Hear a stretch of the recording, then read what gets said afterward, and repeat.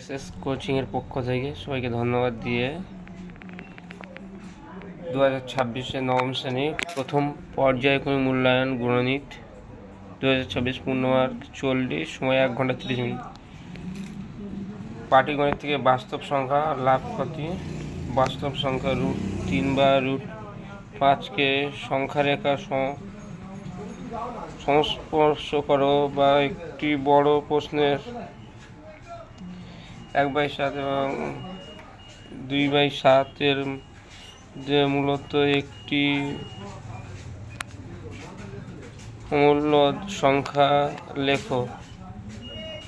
0.235কে সামান্য ভগ্নাংশে প্রকাশ করো। লাভ ক্ষতি যদি স্কুলের সিলেবাসে থাকে, ক্রয় মূল্য বিক্রয় মূল্যের অনুপাত 10:11 হলে শতকরা লাভ কত?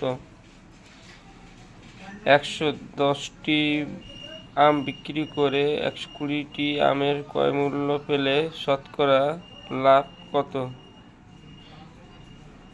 একটি দ্রব্য পরস্পর 20% ও 10% ছাড়ে বিক্রি করলে সমতুল্য দর কত হবে? বীজগণিতে বেশি নম্বর এখান থেকেই থাকে। সূচক নিয়মাবলী মান নির্ণয় করো। 9 - 3 × 6 16, 1/4/6 - 2 × 1/27 -4 4/3 4/3। প্রমাণ করো। xA = yb = zc এবং xyz হলে = 1 হলে প্রমাণ করো 1/a + 1/b + 1/c = 0। উৎপাদকে বিশ্লেষণ করো। 3x - 19x - 30, 8x³ -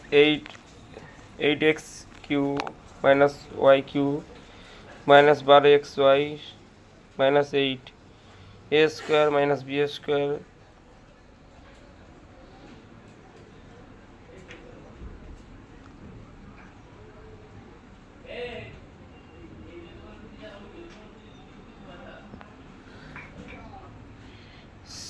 c² + 2bc। রৈখিক সমীকরণ বজ্রগুণ পদ্ধতিতে সমাধান করো।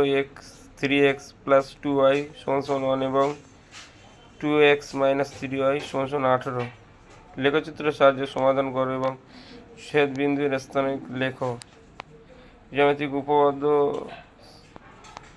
স্থানাঙ্ক। জ্যামিতিক উপপাদ্য: যে কোনো চতুর্ভুজের বিপরীত বাহুগুলি সমান হলে চতুর্ভুজটি একটি সমান্তরাল হবে।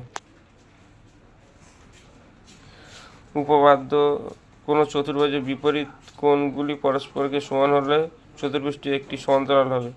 স্থানিক জ্যামিতি: x - 4 এবং 5, 7 বিন্দুদ্বয়ের মধ্যে দূরত্ব ও একক হলে x এর মান কত? দেখাও যে